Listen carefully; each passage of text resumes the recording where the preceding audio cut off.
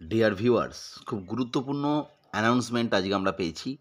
আমরা গতকাল তোমাদের মধ্যে শেয়ার করেছিলাম যে 18ই ডিসেম্বরের যে ডেপুটেশন পিএসসি অফিসে, সেখান থেকে তথ্য পাওয়া গিয়েছিল ক্লার্কশিপ এবং মিসেলেনিয়াসের ইন্ডিকেটিভ অ্যাডভার্টাইজমেন্ট ফর ইয়ার 2024 একটা কিন্তু আসবে।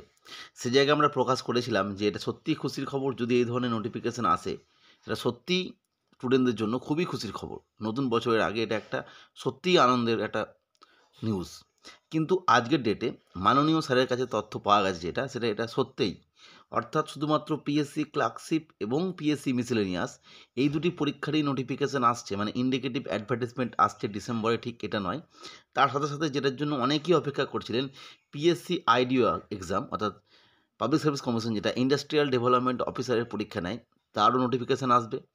এবং আরও খুশির খবর যেটা, পিএসসি আইডিওর সাথে সাথে পিএসসি জেই এবং অ্যাসিস্ট্যান্ট ইঞ্জিনিয়ার 2024 এগুলোরও কিন্তু ইন্ডিকেটিভ অ্যাডভার্টাইজমেন্ট ডিসেম্বরে এসে যাবে। ফলে আমরা বুঝতে পারছি ক্লার্কশিপ, মিসেলেনিয়াস, আইডিও 2024, পিএসসি জেই 2024 এবং অ্যাসিস্ট্যান্ট ইঞ্জিনিয়ার 2024 বেশ কয়েকটি নোটিফিকেশন কিন্তু এই সামনের সপ্তাহের মধ্যেই কিন্তু এসে যাবে। অবশ্যই এগুলো ইন্ডিকেটিভ অ্যাডভার্টাইজমেন্ট, পরবর্তী সময়ে অবশ্যই ফুল নোটিফিকেশান এবং তার উপর ফর্ম এন্ট্রি শুরু হবে। অবশ্যই ওবিসি কেসের দিকে তাকিয়ে থাকতে হবে আমাদের। কিন্তু সবথেকে খুশির খবর যেটা, যে পিএসসি ক্লার্কশিপ মিসেলেনিয়াসের নতুন ভ্যাকেন্সি সহ একটা অ্যাডভার্টাইজমেন্ট আসছে।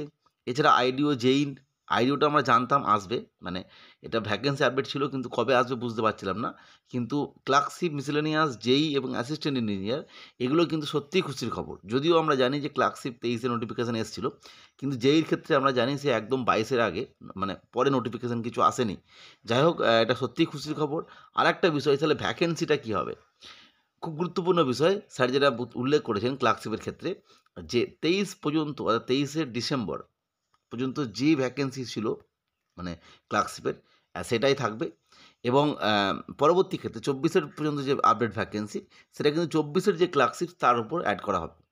যাই হোক, সত্যিই এটা একটা খুশির খবর। প্রত্যেকে প্রিপারেশন নাও, কারণ তোমরা সামনেই ক্লার্কশিপের পার্ট 2 বা মিসেলেনিয়াসের মেন আছে। ঠিক তারপরেই কিন্তু আমরা এই সমস্ত পরীক্ষার জন্য আবার নতুন করে প্রিপারেশন শুরু করতে পারবো। যাই হোক, আজকে এই তথ্যটা শেয়ার করলাম। পরবর্তী তথ্য বা আপডেটের জন্য চ্যানেলটিকে সাবস্ক্রাইব করে রেখো। আজকের ভিডিও দেখার জন্য প্রত্যেককে অসংখ্য ধন্যবাদ।